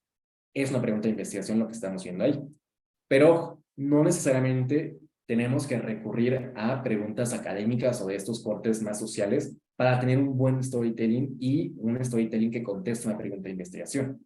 Una pregunta de investigación también puede responder a cosas más prácticas. Aquí les pongo dos ejemplos como generales. Podemos preguntarnos cómo podemos impactar positivamente en X problema social. Cómo podemos impactar positivamente en el desplazamiento forzado de las personas, en la desaparición de personas, en la violencia de género, en la violencia contra niños, niñas y adolescentes, lo que ustedes deseen, ¿no? También podemos tener preguntas que se enfoquen más en nuestras propias organizaciones. Y podemos decir cómo está impactando nuestra organización en esa problemática, qué tan efectiva ha sido esa estrategia que hemos buscado implementar para combatir este problema. Preguntas, de nuevo, que son de investigación, pero de un corte más práctico y menos académico. Al final, sean de corte académico o más prácticas, lo que estamos viendo es que estas preguntas nos van a ayudar a entender más sobre el mundo y su funcionamiento, porque si no nos ayudan a eso, pues realmente, ¿por qué le estamos pidiendo a las personas que nos pongan atención en esa narrativa que estamos intentando crear? Y bueno, como conclusión aquí lo que les queremos decir es, un gran storytelling plantea preguntas que nos ayudan a entender mejor una problemática, tomar mejores decisiones y buscar soluciones más efectivas. Sería como el gran cierre de lo que vamos a buscar con los storytellings y ya con esto pasaremos al ejercicio. Entonces, en esta parte de definir lo que es el storytelling con datos, cómo responden preguntas de investigación, ¿tienen alguna duda, pregunta, comentario? No. Va. Bueno, entonces ya le dimos aquí la vuelta a los rasgos más generales que vimos en estas dos sesiones de la comunidad de aprendizaje. Lo que vamos a ver ahorita es nuestro último ejercicio práctico de la comunidad. Vamos a crear lo que se conoce como un pitch de elevador. Entonces, hacer un storytelling con datos, y yo creo que cualquier tipo de storytelling lleva su tiempo, es algo que no podemos hacer en una sesión. En el caso de los storytellings con datos, pues ya vimos que de base llevan muchísimo análisis de datos, que además pueden incluir un montón de cosas, y generalmente no son cosas que podemos construir en una sola sentada. De hecho, aquí el proceso en Data Cívica que generalmente seguimos es hacer propuestas o primeros saques de cómo creemos que se van a ver nuestras historias, luego analizamos los datos y vamos refinando todo eso, porque de nuevo, pues hasta no ver los datos no sabemos bien qué historia es la que están contando. Podemos tener ideas, podemos tener conjeturas también por nuestra experiencia profesional, lo que hemos visto en el campo, pero no es hasta que hacemos ese análisis que sabemos qué onda. Entonces, lo que hacemos también aquí es un ejercicio para intentar venderle la historia a alguien. Antes de como sentarnos a dedicarle, no sé, 2, 3 semanas de trabajo a un storytelling o algún producto que lleve ese tipo de narrativas, lo que necesitamos pensar es que queremos hacer un pitch, ¿no? Como queremos llegar con una historia que de verdad le interese a las otras personas o a la audiencia específica a la que queremos llegar. Si tenemos una historia, un tema importante, pero que no le va a interesar a nadie, pues realmente nuestro storytelling va a quedarse un poco mucho. ¿Okay? Entonces, ¿qué vamos a hacer en este ejercicio? Básicamente les voy a pedir que me ayuden a llenar una tablita con 5 cosas. ¿Okay? Y lo que quiero que hagamos entre todas, cada una para su organización, es construir una propuesta o un pitch para contar una historia de su organización o del área de incidencia, es decir, si ustedes están trabajando en el tema de desplazamiento, de desaparición de personas, de, no sé, el tema que ustedes estén trabajando, ustedes intenten crear una propuesta de historia a partir de eso. ¿Okay? ¿Cómo lo vamos a hacer? Vamos a llenar esa tablita que tiene básicamente 5 puntos a responder, ¿no? El primero de ellos es la audiencia. Queremos saber a quién nos dirigimos, qué audiencia es la que más nos importa que conozca esta historia. Esto es importante porque a lo mejor decimos, bueno, esto es una historia para todo el mundo, pero ajá, va. Pero si tuvieras 15 minutos nada más para que cierta parte del mundo conociera tu historia, ¿a quién priorizas? Eso es lo que estamos intentando identificar en esta primera pregunta, porque además no lo vamos a ver en este ejercicio, pero si decimos como, oye, quiero dirigirme a personas menores de edad, bueno, eso es una audiencia que necesita un estilo narrativo o incluso palabras, elementos visuales muy distintos a los de una persona mayor de edad que a lo mejor tiene más comprensión de ciertos temas. Después de eso podemos ver que en nuestra tablita lo que vamos a querer llenar es el ángulo narrativo.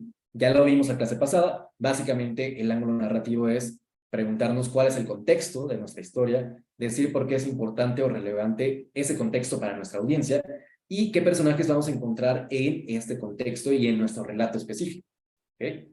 Es lo más importante en términos de sí, esencia narrativa de los storytellings, porque esta parte es la que va a detonar la vinculación de las personas con la historia que estamos contando. El ángulo analítico, también lo vimos la clase pasada, y son estas partes que están orientadas, pues básicamente, al análisis de la información. Por eso aquí les pedimos que intenten responder aquí, como cuáles son las preguntas de investigación que ustedes creen que pueden responder en este storytelling, en el sentido de, pues queremos saber qué pregunta vamos a responder aquí, por qué nos va a ayudar a entender más sobre el mundo, qué nos va a explicar sobre el mundo, sobre nuestra organización, y más allá de eso podemos verlo un poco más operativo y pensar en qué tipo de preguntas cuantitativas quiero responder. La clase pasada vimos que podemos responder preguntas de qué tan grande es algo, qué tan pequeño, qué tan frecuente, qué tan eficiente, qué tipo de preguntas ustedes piensan que podemos responder en su propuesta de investigación y con qué datos o fuentes contamos para contestar a esas preguntas. Eso también es fundamental porque si tenemos unas preguntas cuantitativas pero no podemos contestarlas, pues al final nuestro storytelling también va a quedar muy reducido y muy limitado a la historia que realmente podríamos contar. ¿Vale? Luego vamos a ver una sección que se llama Call to X, que básicamente es, podemos pensar en que hay como un Call to Emotion, y no se lo puse aquí, pero el Call to Action, que eso no sé si lo conozcan o lo manejen en sus organizaciones, pero básicamente pensemos en qué queremos detonar en nuestra audiencia cuando lean esta historia o cuando conozcan esta historia, ¿no? Queremos que nuestra audiencia se sienta emocionada, intrigada, informada, interesada. ¿Qué queremos? Queremos que se sientan felices. No sé, hay un montón de emociones que podemos buscar detonar con nuestras historias y nosotros tenemos que pensar estratégicamente un poco en eso. ¿No? Esta historia es para... Y al mismo tiempo, después de contar la historia, o después de que conozcan la historia, podemos buscar que nuestra audiencia haga algo. Como, oye, pues además de que quiero que te sientas informado, emocionado, cautivado, lo que sea, queremos que te unas a nuestra causa, te unas a nuestra organización, te unas a esta, no sé, a esta presentación, a este evento que vamos a tener, no sé, dependiendo de las acciones específicas que puedan ver en sus organizaciones, pues será una u otra. Puede ser algo tan sencillo como simplemente síguenos en Twitter, y está bien. Pero justamente hay que mapear también ese tipo de situaciones en donde a partir de la historia vamos a detonar algo, ya sea una emoción o una acción de nuestra audiencia. Después de contestar estas 4 cosas, lo que les vamos a pedir es, imaginemos que estamos en un elevador y tenemos que subir 15 pisos, entonces tienes aproximadamente 2 minutos en lo que va subiendo y se bajan otras personas de pisos más antes. Y ya, entonces en esos 2 minutos, lo que vamos a buscar es venderle la historia que está, la historia a alguien que está con nosotros en ese elevador. ¿Va? ¿Entienden hasta aquí el ejercicio? Respondemos las 4 preguntas iniciales y luego llegamos con un pitch para una persona que va a estar atascada con nosotros en el elevador. ¿Ve ahí los pulgares arriba? Ok. Les voy a dar unas pautas generales que esto también les va a servir para leer en general, no tan solo para este ejercicio, solamente para que las tomen en cuenta. Nosotras aquí hemos trabajado con las compañeras de Dramómanos, somos fanáticas de su trabajo. Si les gustan las investigaciones periodísticas, les recomiendo muchísimo el trabajo de Dramómanos. Y bueno, hemos tenido la oportunidad de escuchar muchos de sus talleres, de sus recomendaciones, que evidentemente están pensados para audiencias periodísticas, para personas que se dedican a esto, pero hemos encontrado como puntos en común con ella y se los queremos compartir para que les ayuden a crear este pitch que vamos a hacer pues muy amigablemente en este ejercicio de clase, pero si en algún momento tienen un pitch más importante en su organización, con un donante, donde sea, pueden seguir ese tipo de recomendaciones. Y el primer punto que les queremos compartir es que siempre recuerden que un tema importante no es una historia en sí mismo.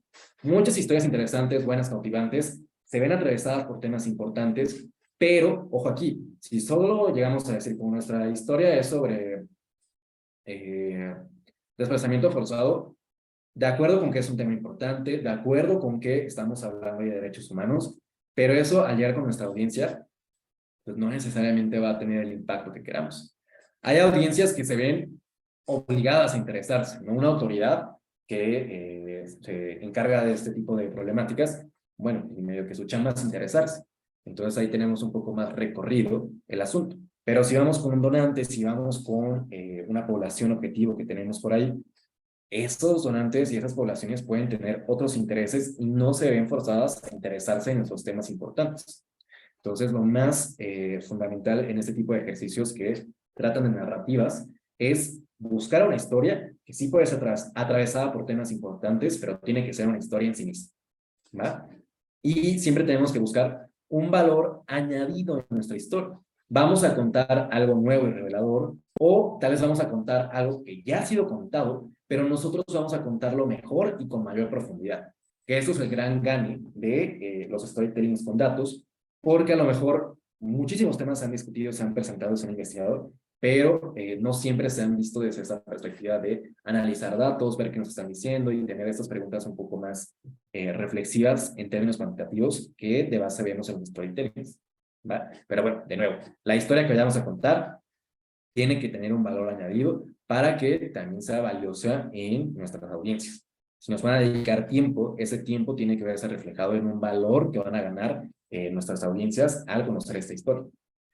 Y bueno, un tema importante, pero sin una historia intrigante, sin que sea informativa, conmovedora, que no añada valor o no sea relevante, no es suficiente para tener un buen storytelling. Pueden tener, pues, no sé, una publicación, no sé si necesariamente una historia, y mucho menos un storytelling. Estamos buscando cómo hacer este check de las cosas que queremos en el storytelling, y estos tips son una forma de llegar a ello. Por último, este último punto es una recomendación que creo que hay que usar con precaución, porque dependiendo del producto específico donde vayamos a ver nuestro storytelling, aplica mucho o no aplica tanto, pero básicamente aquí lo que tenemos que recordar es que siempre es mejor mostrar y explicar que solamente explicar. ¿A qué nos referimos con mostrar y explicar? Bueno, que al mostrar lo que queremos ver es que nuestros personajes empiecen a mostrarnos lo que queremos transmitir. Si queremos transmitir una sensación de tragedia, bueno, en el caso de Edipo, por ejemplo, pues hubiera sido muy distinto que hubiéramos dicho que hubiera dicho Sófocles en su libro, como de, ay, y entonces Edipo se sintió muy trágico y se puso muy triste. Bueno, no, al final lo que hace la historia es decirnos como, y entonces en un arrebato, Edipo se sacó los ojos con la cuchara, y de alguna forma el personaje se encarga de transmitir esa emoción. En nuestros storytellings vamos a buscar lo mismo. Nosotras no vamos a buscar directamente decir como siéntate informado, intrigado, sino que la historia en sí misma es la que se encarga de eso. Creo que es muy sencillo verlo, por ejemplo, cuando leemos un libro, leemos un texto, por eso les decía que a lo mejor estas recomendaciones son muy ligadas al mundo periodístico y pueden llegar a aplicar, pero esto en específico, cuando hablamos de textos, es bastante directo porque en una buena historia, pues los personajes no dicen como, oh, qué grande la tragedia. Es la historia o el texto, las palabras que vamos viendo ahí, las que nos hacen sentir eso.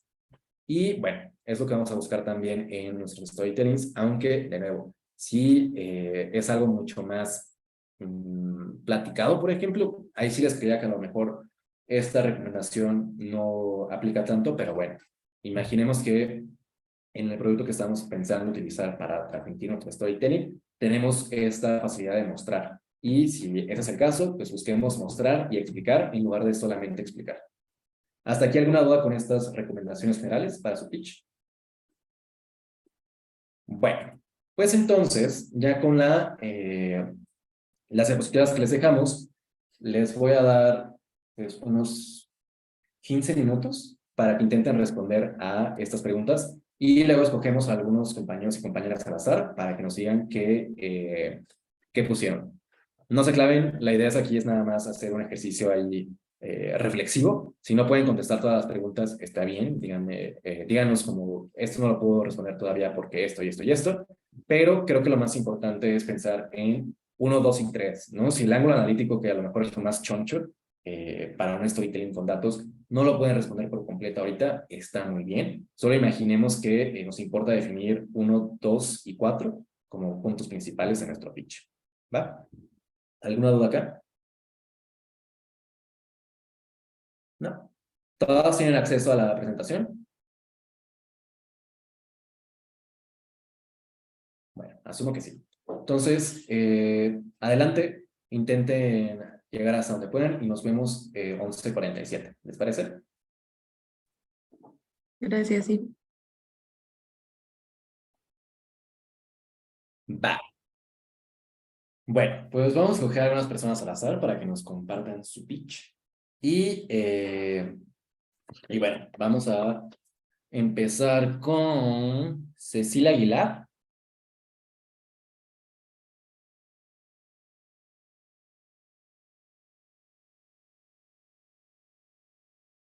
Ok, bueno. Mónica Nava. Ahí va, ya creo que sí abrió micrófono, Ah, Cecilia. sí, perdón, perdón.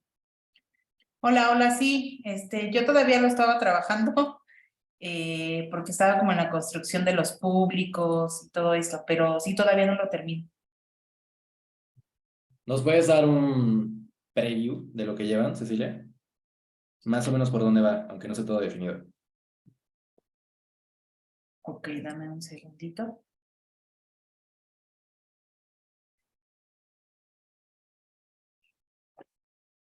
Pues solamente estaba como en la estructuración de a quién va dirigido, o sea, siento que en nuestro caso tendría que ir dirigido como a estos posibles donantes, como a personas que tengan como ya un poco más de solvencia económica, que estén como familiarizadas con las causas. Y bueno, estaba yo definiendo que, bueno, al final nuestro objetivo es la formación de jóvenes. Entonces, creo que el mensaje tendría que ir justo enfocado a pues esta formación integral desde la parte de la salud, la educación y la inclusión, pero todavía no he construido gran cosa. Ok. Ahora, dentro de la formación de jóvenes, perdón, que es el objetivo principal, hay una historia que no sé, ustedes recuerden o que quieran matizar. No te escuché bien, perdón. O sea, o sea, lo que estamos viendo es que el objetivo aquí es hablar de formación de jóvenes. Está Ajá, perfecto. Digamos que este es nuestro tema importante, que es un gran elemento a identificar. Ahora, si tuvieran que contar una historia del tema, es decir, acerca de la formación de jóvenes, ¿qué historias les gustaría contar por allá? nosotros tenemos varios, de hecho, varios testimonios o como casos de éxito Ujú. de chicos, por ejemplo, en nuestro programa de educación, de los cuales pues han pasado como todo el proceso con nosotros, ¿no? Desde, pues que vienen como en este empuje que generalmente los llevan los papás, como este empuje de rezago educativo y de todo el contexto que tienen, bueno, por ejemplo, allá en específico en la zona de la Jusco Medio, que es población vulnerable, que no tiene acceso a la educación, a la tecnología, y bueno, van como enfocados hacia el trabajar el rezago educativo, ¿no? Trabajan toda esta formación y al final ya salen como un proyecto de vida, entonces eso es lo que rescatan los chavos, de decir que, bueno, hubo el acompañamiento, que se trabajó con ellos de la mano, que se impulsó para que ahora puedan tener como estas ganas de seguir estudiando, de seguir superándose y no quedarse justo como lo dice la mayoría, ¿no? Quedarse como en de que los papás o que la situación misma del contexto los hace que no tengan como una oportunidad o más bien como unas ganas de superarse en cuestión académica, en cuestiones más de profesión o de plan de vida. Ok, está perfecto. O sea, te preguntaba esto porque aunque no tengas todavía nada desarrollado aún, creo que ya con estas ideas puedes construir una historia, ¿cómo le llaman? Bueno, una historia cautivadora en el sentido de que los casos de éxito siempre componen una materia para contar historias en el sentido de que pueden contar, por ejemplo, el trayecto general, bueno, no el trayecto general, pero la sucesión de eventos negativos generalmente que vemos cuando no podemos tener estos casos de éxito. Es decir, ¿qué pasa cuando no se ven acompañados por ustedes? Bueno, estamos viendo esto, ¿qué tan frecuente es que pase eso? Es decir, se quedan rezagados educativamente. Bueno, ¿qué tan rezagados se quedan? ¿Con qué frecuencia se quedan rezagados? ¿Y cómo cambia eso una vez que pueden atenderlos? Y bueno, como ustedes cuentan con casos de éxito, creo que ahí también es un gran elemento porque pueden tal cual tomar a Susana, a Fernando, o los nombres que tengan por ahí, y contar una historia acerca de ellos. ¿No? Creo que ahí el chiste nada más es que sea una historia, una con la que se pueda identificar las personas. Piensen que las historias no no sé, no son tratados académicos, científicos, son historias con las que buscamos que se identifiquen las personas y que se puedan entender. Entonces, piénsenlo como la historia de Fernando, que hoy puede, bueno, no sé, que viene de ese contexto, que viene de algunos problemas que no quiero definir porque no estoy tan familiarizado con su área de trabajo, pero que viene de ese contexto y pudo superarlos. Es una historia de superación, ¿no? Es lo que están haciendo. Así Y listo. Entonces, creo que es un buen arco narrativo el que podrían formar. Y ya. Entonces, perdón que te empujé un poco a darnos elementos que a lo mejor no tenías desarrollados, pero creo que sí están ahí. Desde que les escuché tus presentaciones, siento que todas tienen buenas historias que contar. Y listo. Entonces, muchas gracias por acompañarme en el ejercicio. a ti, Eh, gracias. Voy a aprovechar que Airam nos puso en el comentario que ya tenía el suyo listo. Entonces, Airam, ¿te quieres lanzar tú ahora?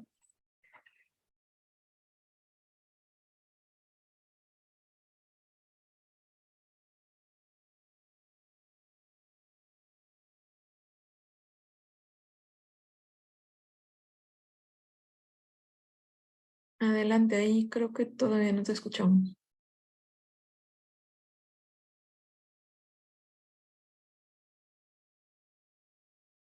Nos compartió un enlace. A ver. ¿Quieres que lo leamos nosotros, Airam?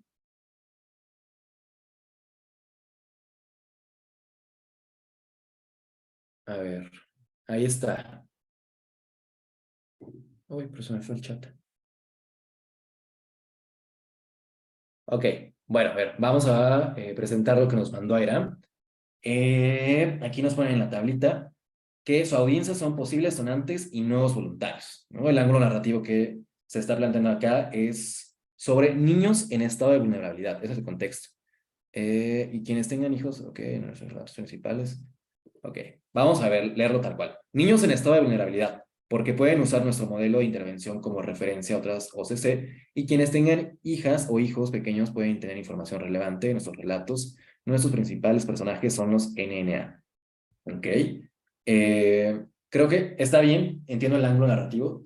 Ahí a lo mejor falta más la primera pregunta que es como, no, la segunda, o por qué este es un contexto relevante, ¿no? Entiendo que los niños en estado de vulnerabilidad pueden entrar a este modelo de intervención que tienen por allá, pero ¿por qué es importante en el contexto actual? A lo mejor sigue habiendo un montón de X, Y o Z problema, o en su área de incidencia específica, no sé en qué región estén operando específicamente, pero a lo mejor ahí hemos visto que se han presentado en años recientes o a partir del COVID a veces situaciones, no sé, hay que enfatizar eso de este contexto existe, le puede interesar a estas personas, pero porque es relevante ahorita, hoy por hoy. Y eso es fundamental, sobre todo cuando vamos a hablar con donantes, porque los donantes, digo, dependiendo de con quién están hablando, pero es común que luego cambien de carteras o de líneas estratégicas.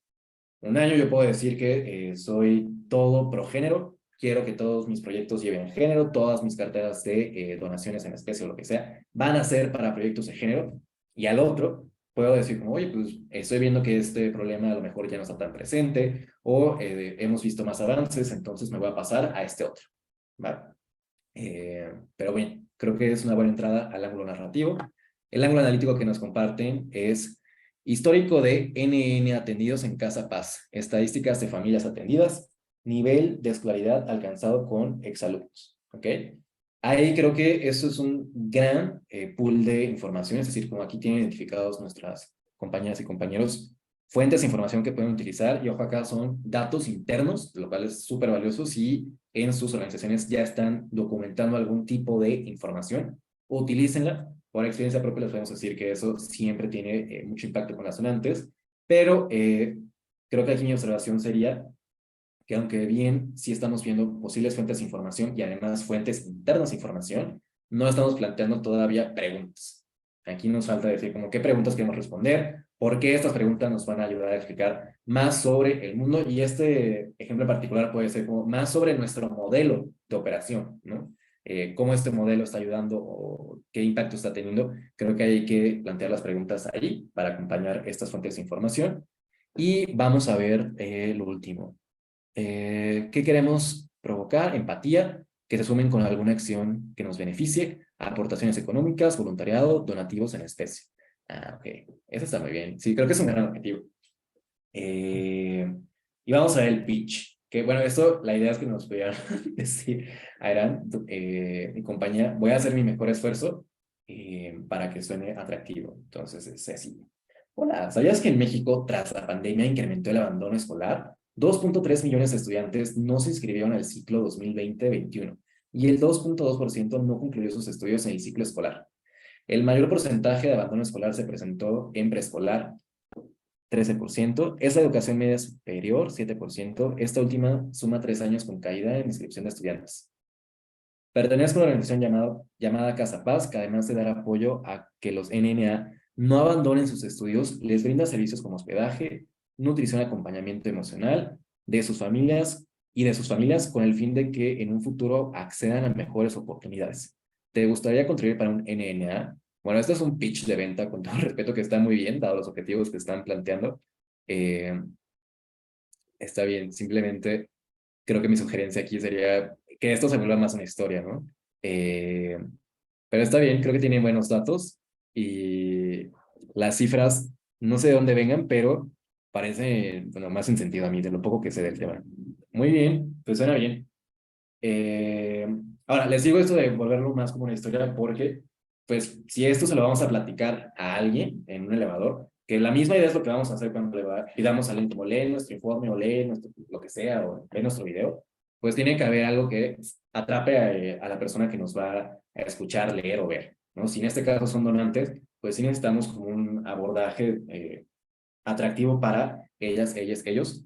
Y lo digo porque estas personas están acostumbradas a escuchar cifras, problemas, no sé, como que no es raro para los donantes, no sé tampoco de qué donantes específicos estamos hablando, pero si son de los donantes organizacionales, pues sí hay una línea en donde ellos han trabajado bastante, es esta de, pues, acercarse a dar con las organizaciones, ¿no? Entonces, esto si bien podría ser bastante novedoso para personas que no tengan ningún tipo de acercamiento al tema, pues a lo mejor puede ser abrumante para un donante que sí entiende que existe el problema, a lo mejor no necesita las cifras en un primer momento para interesarse, y más bien lo que necesita es una historia más sencilla para que lo dijera, puede decir como, ah, oye, pues está bien, y luego podemos presentarle los datos, que es una forma de como solidificar lo que estamos presentando en nuestro pitch. Entonces, bueno, en resumidas cuentas, lo que les sugiero es que en su speech intenten enfatizar más la parte de la historia que de los datos, solamente en el pitch,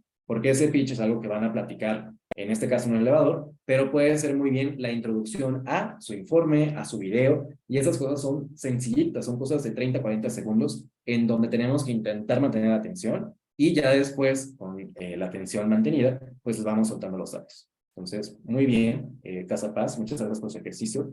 ¿Alguien más quiere pasar? Ah, bueno, no, ya son las 12.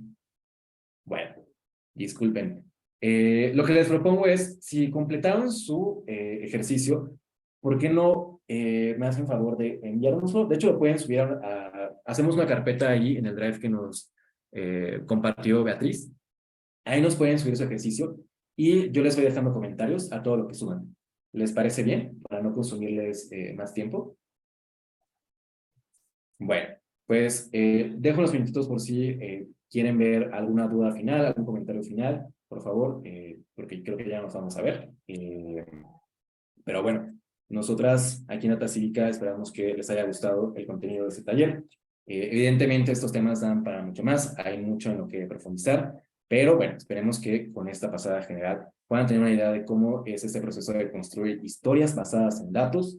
Y bueno, nosotras aquí seguimos en nuestra labor y siempre que quieran acercarse a nosotras nos pueden encontrar en Twitter, Instagram, Facebook, hasta en YouTube con el mismo nombre, Data Cívica. Y bueno, si les gustaron estas capacitaciones, nosotras solemos dar varias de ellas a lo largo de cada año. Entonces, por favor, síganos en redes sociales. Ahí se pueden enterar de cualquier convocatoria nueva que lancemos.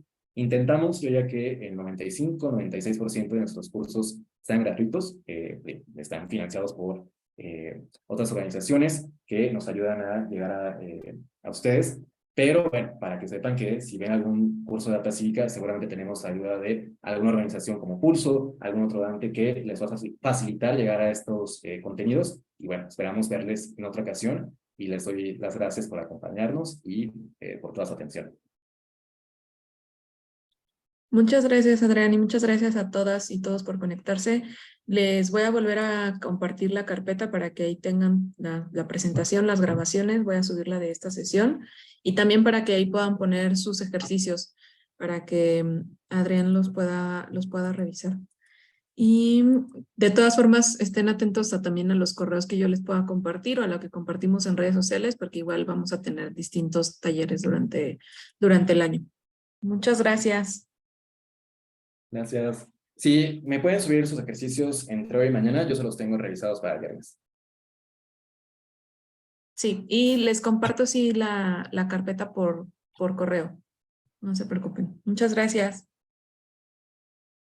Nos Hasta vemos. luego. Chao.